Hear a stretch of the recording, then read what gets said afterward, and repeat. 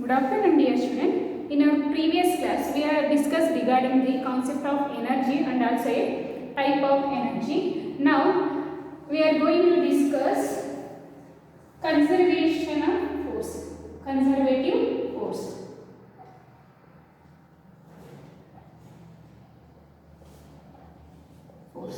So here, what do you mean by force?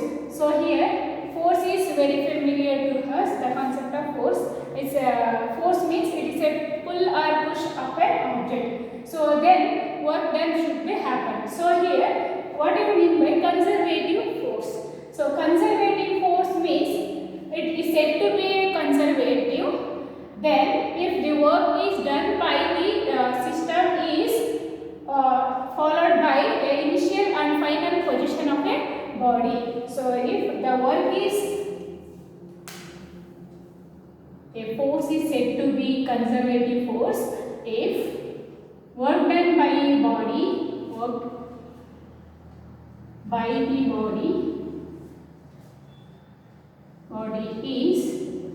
is depends on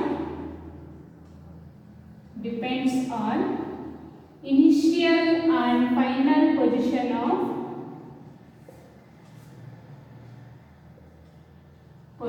of a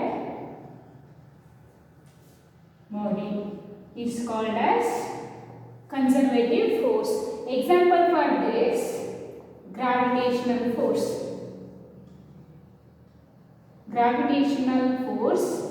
and spring force is an example for conservative force. Conservative force is work is done by a body is depends on initial and final position of a body. Example for this, gravitational and spring force. Next one is non-conservative force. Non-conservative. So here, a force is said to be non-conservative force where if work is done by a body, work done by a force is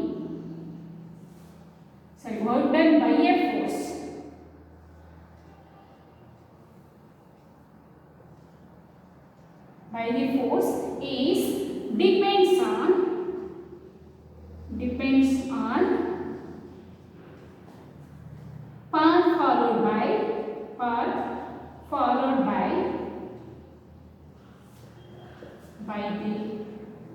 path followed by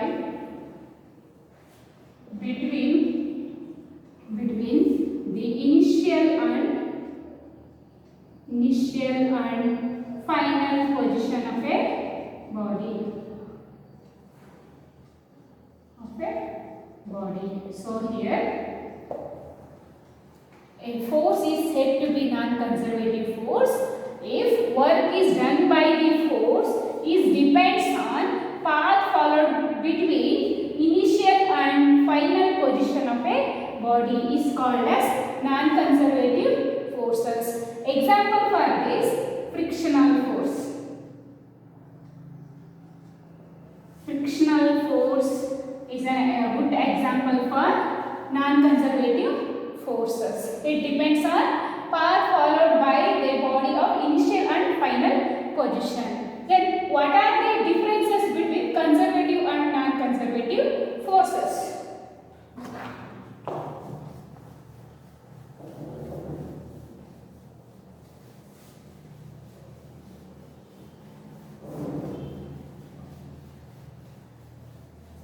So here, differences between conservative and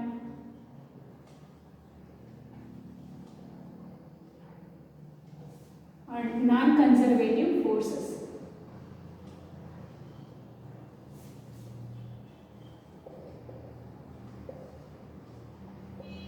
So first here, conservative force and non-conservative force. So here, first thing is the first common difference is definition itself. It is said to be conservative force if if work is done by a body, work done by the force, work is done by the force,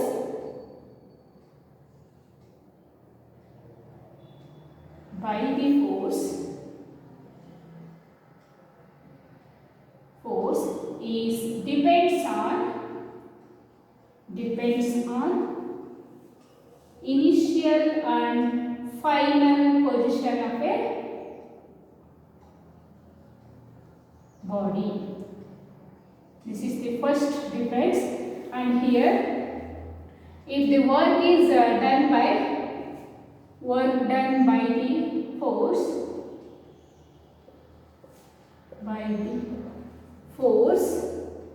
is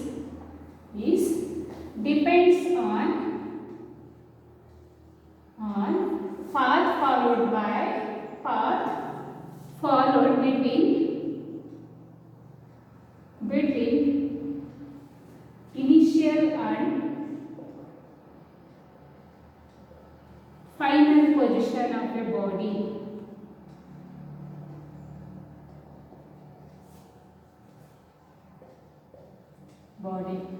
So, and the next one is, second difference is, work is done by this process is recoverable, not completely recoverable.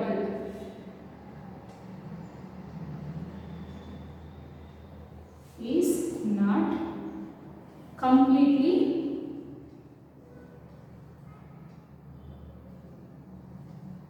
recoverable. Here it is recoverable.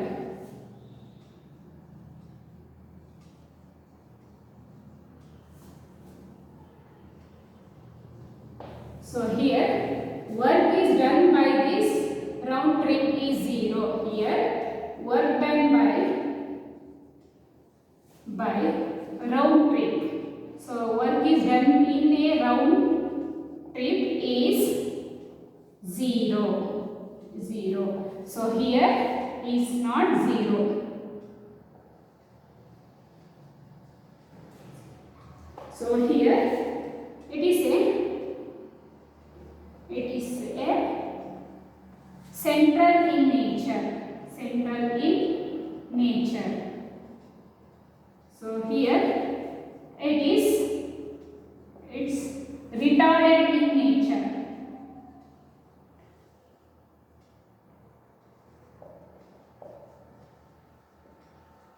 So these are all the differences among conservative and non-conservative forces. Here first one is, work is done by the force is depends on initial and final position of a body. Here it is depends on the path followed by a initial and final position of a body. Here it is mainly depends on path followed by the object. So here work is not completely recoverable. Work is not completely recoverable, but here completely recoverable. But here the work is done by the round. So the work takes place in a round shape. It is 0 because it is depends on initial and final position. So here it is not 0. Here it is a central in nature. It is retarded in nature. It is not a center. It is retarded. The direction will be anywhere. So it is retarded in nature. These are all the differences among these two. Then what are the properties of conservative forces?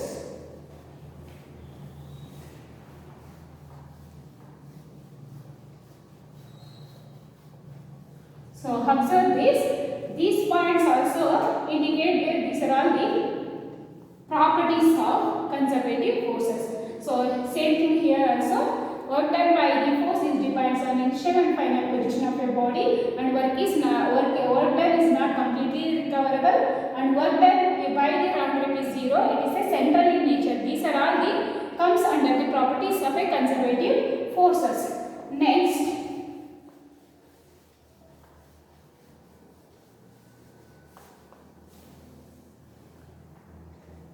move on to the conservation of mechanical energy.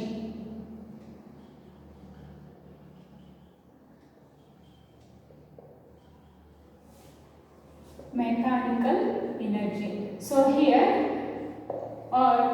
before going to this, so we know that the conservation of energy. What is the conservation of energy? Energy neither be created nor be destroyed, but it transferred from one form of energy to another form of energy is called as conservation of energy.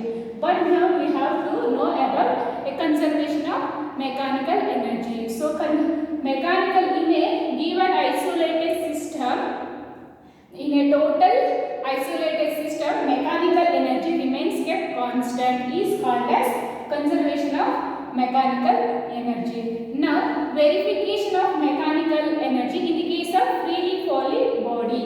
So, verification of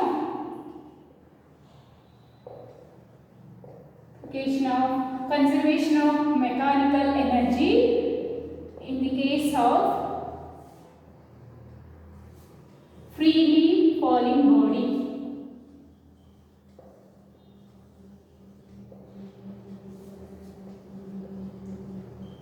So here, let us consider a body of mass m.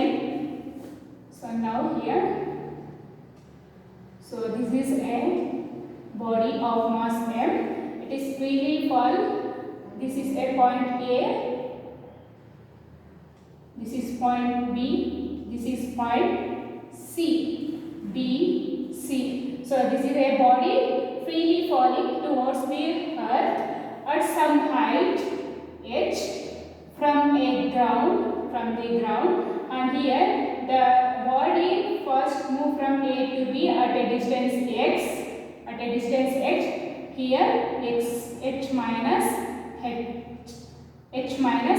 x. Total distance minus this distance gives rise to this distance. So here this is the ground level.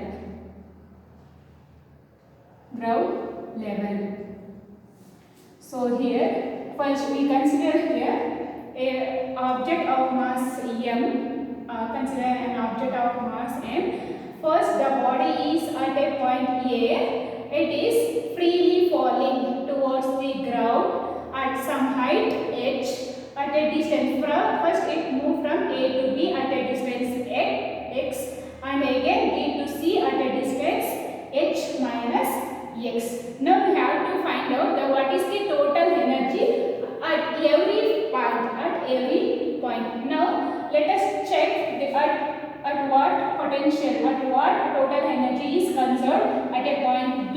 So at a point A. Now at the point A. So what is the total energy? What is the total energy in here? It is conserved. So by the total energy, by the conservation of energy, total energy can be defined as potential energy plus kinetic energy. So at this point A, here it's only here potential completely it is at rest, completely it is in potential energy. There is no kinetic energy, here zero. Therefore here VA, VB and VC. VA, VB, VC are the velocities of a body at a point A, B, C. Here VA is completely zero. Therefore velocity is zero. Then at the point A, kinetic energy completely zero. Therefore total energy equals to mgh, because here m stands for mass of a body, g for acceleration due to gravity at a distance h. This is the total energy at point A. Similarly at point B, at a point B, what is the total energy? Therefore here total energy, here also potential energy plus kinetic energy. Here the body tends to move from A to B at a distance of x. Here potential energy will be reduced. And kinetic energy is increases at this stage. Therefore Therefore, here mgh here at a point B. At a point B, the h means h minus x plus of m here v square. That is here the velocity at a point B. Therefore, it is here vb square. So we know that the equation of motion, that is v square equals to u square plus 2ax. Here initial velocity is 0. U equals to 0. Therefore, this term vb equals to 0 plus 2g of h. So here 2gx. So observe this. In the case of A, I will write here g because acceleration due to gravity here, because freely falling body. Therefore, vb square equals to 2gx. Now substitute this equation to this here. We get mg of h minus x plus of m 2gx.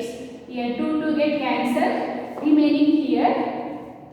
So inside multiplication mgh minus mgx plus here remaining mgx. So plus minus get cancelled, remaining mgh. This is the total energy conserved when the body is at B, at a point B. Now similarly at point C, so let us check out. So we will continue here. At point C,